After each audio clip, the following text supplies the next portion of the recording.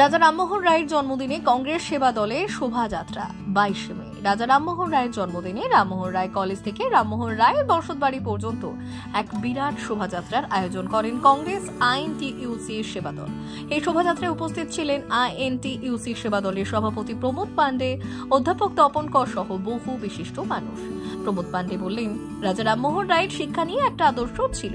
এখন বাংলা সেই আদর্শ থেকে অনেক সরে এসেছে। এখন বাংলায় শিক্ষকেরা মার খাচ্ছে। বিকাশ ভবনে শিক্ষকদের মারা মানে আসলে রামমোহন বিদ্যাসাগর রবীন্দ্রনাথকে মারা। এর থেকে আমরা মুক্তি চাই নতুন দিশা।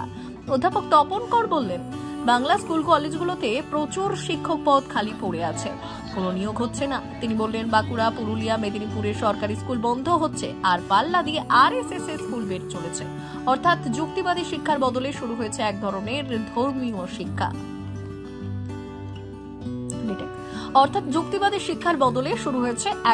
ধর্মীয় শিক্ষা। এরই প্রতিবাদে তারা সকলে পথে নেমেছেন, সঙ্গে শ্রদ্ধা জ্ঞাপন করেছেন রাজা রামমোহন রায়কে। আজকে আমাদের রাজা রামমোহন রায়ের জন্মদিন। রাজা যার প্রতীক দিয়েছিলেন শ্রদ্ধা করে রবীন্দ্রনাথ ঠাকুরের নাম, ওই জন্য আমরা রাজা বলে ওনাকে ডাকি, রাজা রামমোহন রায়। আজকে ওনার জন্মদিনে আজকে রাজা রামমোহন রায় স্বয়ং উপস্থিত হয়েছেন। যে প্রেসিডেন্ট কলেজ রাজা রামমোহনের স্বপ্ন এখন হয়ে গেছে মুখ্যমন্ত্রী মমতা ব্যানার্জির স্বপ্ন, মানে রসাতলে চলে গেছে প্রেসিডেন্ট কলেজ। শিক্ষা, যে শিক্ষা চেয়েছিলেন সেই শিক্ষাকে আমরা বাস করছি। আজকে রাজা রামমোহন রায় শিক্ষা, উনি কুসংস্কার শিক্ষার বিরোধী ছিলেন, এই শিক্ষা চাননি। আজকে বলুন না, শিক্ষক 30,000 উপরে গভর্নমেন্টের আন্ডারে যে শিক্ষকরা, শিক্ষক শূন্য, শিক্ষক নেই।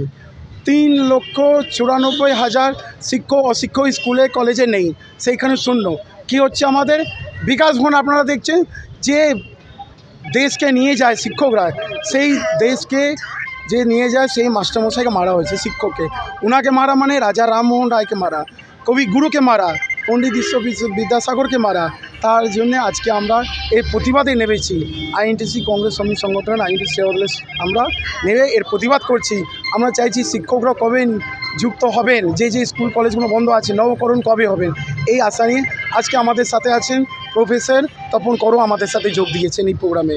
আমাদের সাথে হচ্ছে তপন কর, উনি উপস্থিত আছেন। জয়ন্তী উপলক্ষে আমাদের এই যাত্রা রামমোহন কলেজ থেকে তার বসত বাড়িও।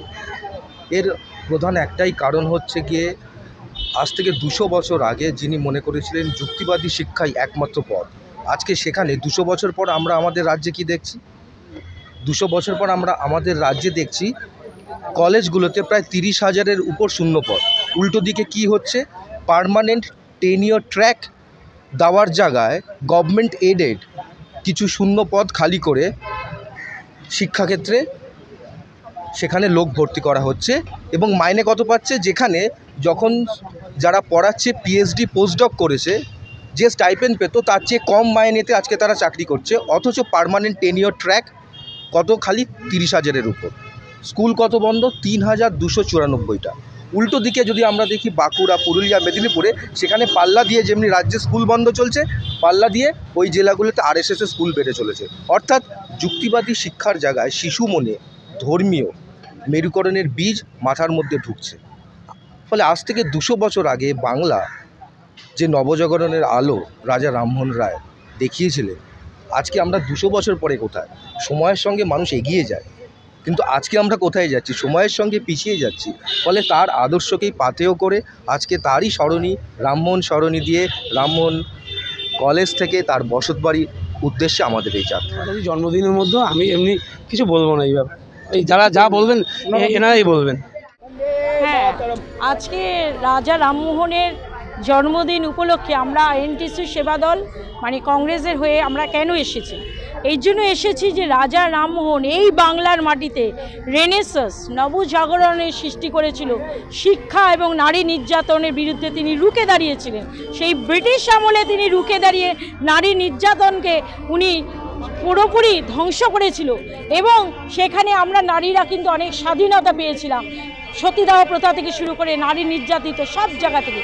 কিন্তু সেই বাংলাতেই আজকে কি দেখা যাচ্ছে? বাংলা নারীরা ধর্ষিত, বাংলার নারীরা ধর্ষিত।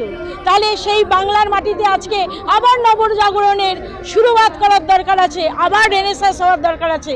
তাই জন্য আমরা মহিলা হয়েও এই রাজা রামমোহনের পুত্র জন্মতিথিতে আবার নবজাগরণের জন্য রাস্তায় বেরিয়েছি এবং প্রতিবাদে সামিল হয়েছি।